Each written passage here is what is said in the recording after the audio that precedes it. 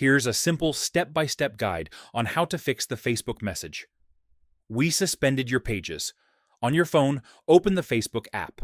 Tap the menu icon in the top right, then scroll down and tap Settings and Privacy, and then Settings.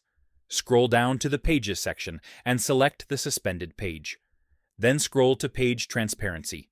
Here you'll see your page ID. Copy the page ID and make sure you also have your exact page name. Go back to the menu, scroll down, and tap Help and Support. Then tap Report a Problem. Tap Report Problem again and choose Pages.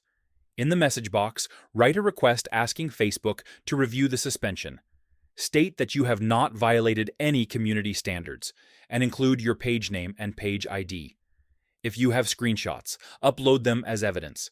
Send the report and wait for Facebook to respond. If your page didn't violate any rules, support can restore it after review. And that's it.